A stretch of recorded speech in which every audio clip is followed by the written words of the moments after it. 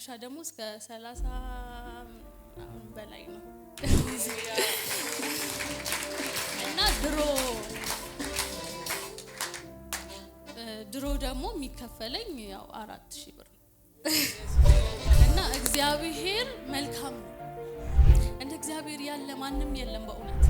እናንተ የረሳችሁት የዘጋችሁት ፋይል ሊኖር እኮ ይችላል። እግዚአብሔር ግን መልካም ነው። ይረሳ ዘንድ ሰው አይደለም። እግዚአብሔር እኔን አስደንቆኛል በጣም።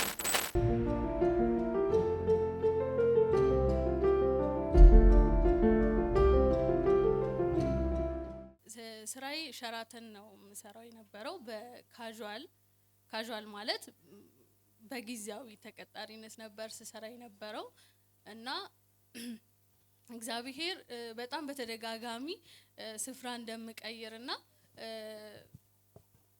ብዙዎች ወደሚፈልጉት ቦታ እግዚአብሔር በቀላሉ እንደሚያስገባኝ በሐዋርያው ሙሴ በኩል ተናግሮኝ ነበርና ያ ነገር በቃ ቆየብኝ ማለት ነው። እና ያ ስሰራው የነበረው ስራ ደግሞ በጣም ቻሌንጅ አደረገኝ። እኔ የሆነ ጊዜ በጣም ከፍቶኝ በቃ ፓስተር እኔ ይሄን ስራ ላቆም ነው ጸልይልኝ አልኩትና እግዚአብሔር በክብር ነው የሚያወጣሽ፣ አንቺ ዝም ብለሽ አትወጪም፣ እግዚአብሔር በክብር ነው የሚያወጣሽ አለኝና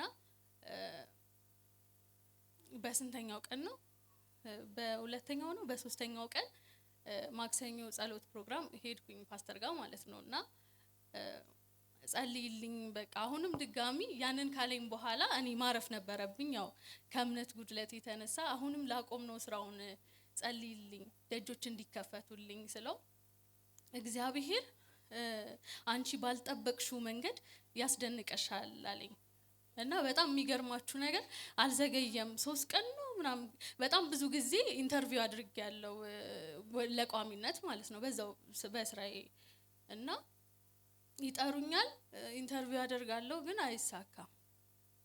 እና ይሄንን ፓስተር ይሄንን ድምጽ ሲያመጣ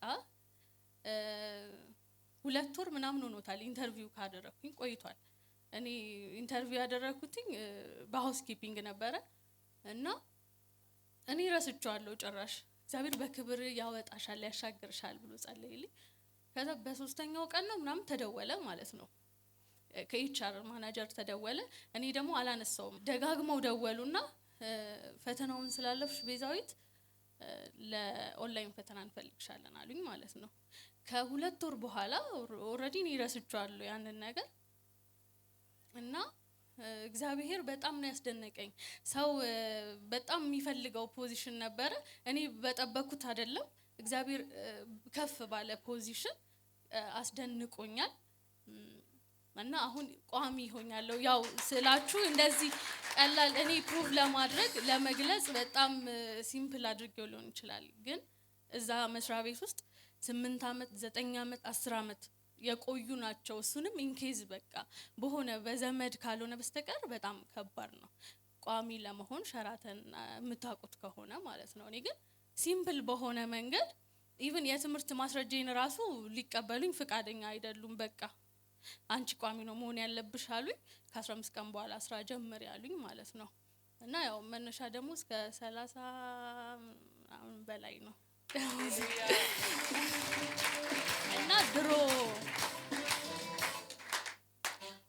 ድሮ ደግሞ የሚከፈለኝ ያው 4000 ብር ነው። ያንስበታል እና እግዚአብሔር መልካም ነው። እንደ እግዚአብሔር ያለ ማንም የለም በእውነት። እናንተ የረሳችሁት የዘጋችሁት ፋይል ሊኖር እኮ ይችላል። እግዚአብሔር ግን መልካም ነው። ይረሳ ዘንድ ሰው አይደለም እግዚአብሔር። ስለዚህ እግዚአብሔር እኔን አስደንቆኛል በጣም። ስለዚህ አመስግኑልኝ። እስቲ ልልታችሁ ጭብጨባችሁ ለጌታ ያንስበታል።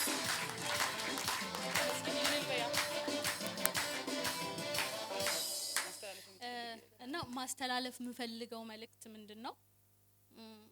አንዳንድ ጊዜ ያው ነገሮች ሲዘጋጉ እግዚአብሔር ደግሞ በሐዋርያው ሙሴ በኩል ተናግሮ ያን ነገር ከሆነልን በኋላ ይቀልብናል ነገሩ።